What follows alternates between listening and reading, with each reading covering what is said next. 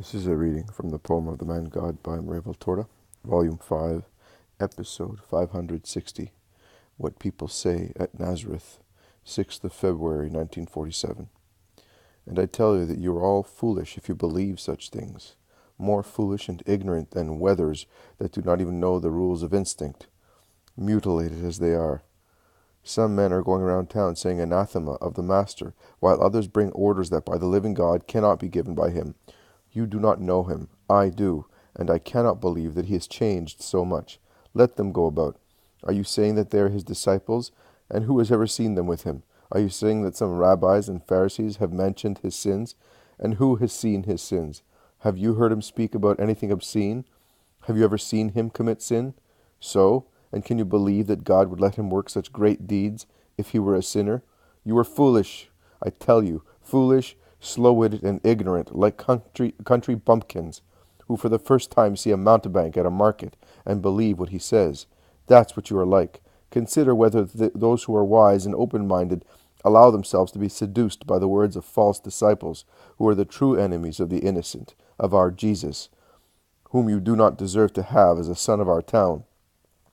Consider whether Johanna of Chuza, the wife of Herod's superintendent, Johanna, the princess, leaves Mary. Consider whether, am I doing the right thing in telling you? Of course. Am I doing the right thing because I'm not speaking just for the sake of speaking, but to convince you all? Last month, did you see that beautiful wagon that came to our village and stopped outside Mary's house? Do you remember? The one whose tilt was as beautiful as a house? Well, do you know who was in it? And who came out of it to prostrate himself at Mary's feet? Lazarus of Theophilus, Lazarus of Bethany. Do you understand that? The son of the chief magistrate of Syria, of the noble Theophilus, the husband of Eucharia, of the tribe of Judah, and of the family of David, Jesus' great friend, the richest and most learned man in Israel, both with regard to our history and to that of the whole world, the friend of the Romans, the benefactor of the poor, and above all the man who was raised from the dead after being in his sepulchre for 4 days. Did he leave Jesus to believe the Sanhedrin? You say that he did so because Jesus raised him from the dead. No, because he knows who is the Christ, who is Jesus. And do you know what he came to tell Mary? To tell her to be ready, because he will take her back to Judea. See, as if he, Lazarus, were Mary's servant.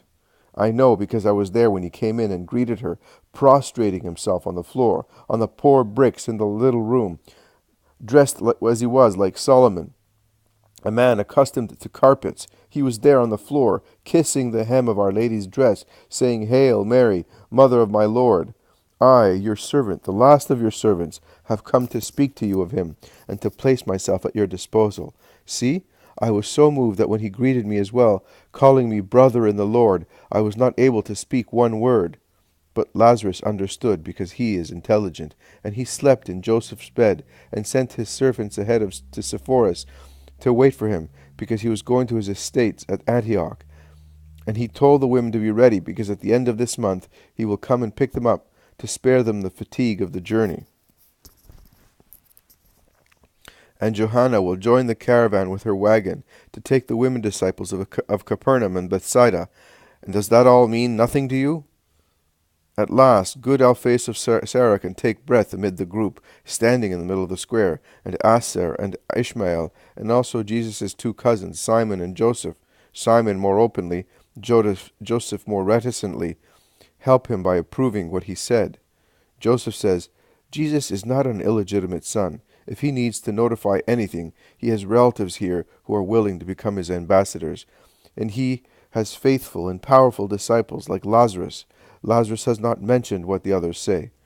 And we are his disciples as well. Before we were ass drivers, and as stupid as our asses, but now we are his disciples, and we also are capable of saying, do this or do that, says Ishmael. But the sentence hanging at the door of the synagogue was brought by a messenger of the Sanhedrin, and it bears the stamp of the temple, some say, objecting. That is true. So, since all over Israel we have the reputation of being able to judge the Sanhedrin for what it really is, and we are consequently despised as rogues, are we going to believe that the temple is wise only with regard to this?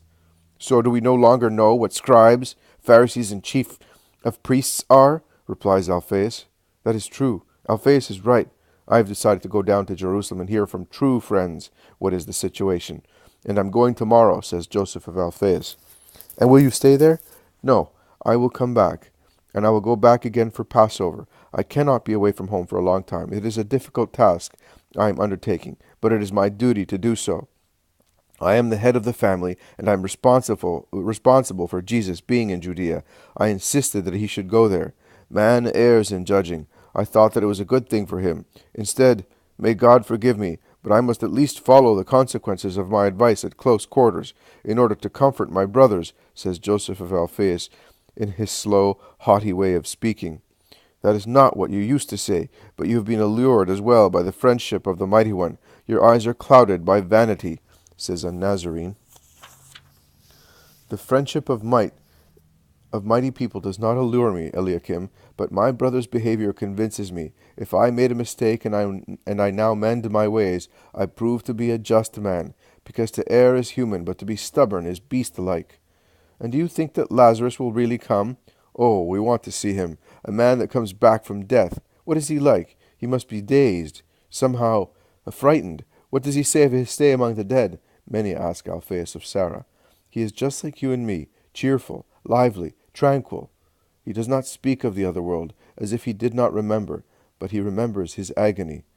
Why did you not tell us that he was here? Of course, to let you invade the house, I withdrew myself. Some delicacy is necessary, isn't it? But when he comes back, it will not be possible for us to see him. Let us know. You will certainly be the caretaker of Mary's house as usual. Certainly, it's a grace to be near her, but I will not inform anybody. You will have to do it yourselves. A wagon is easily seen, and Nazareth is not Antioch or Jerusalem, so that such a large wagon may pass by unnoticed. Mount guard and help yourselves. But that is something vain, ensure at least that his town may not have the reputation of being foolish by believing the words of our Jesus' enemies. Don't believe them. Don't believe those who say that he is Satan, or those who provoke you to rise in his name. You would repent one day, and then if the rest of Galilee fall into the trap and believe what is not true, so much the worse for them. Goodbye. I am going because it is getting dark. And he goes away happily, having defended Jesus. The others remain to discuss. But although they are divided into two fields, and the more numerous is unfortunately the one of those who swallow everything, the proposal of Jesus' few friends prevails in the end, and they decide not to become excited and accept false charges or invitations to rise until the other towns in Galilee do so. As at present they are more cunning than Nazareth, and laugh in the false ambassadors' faces, says Asser the disciple.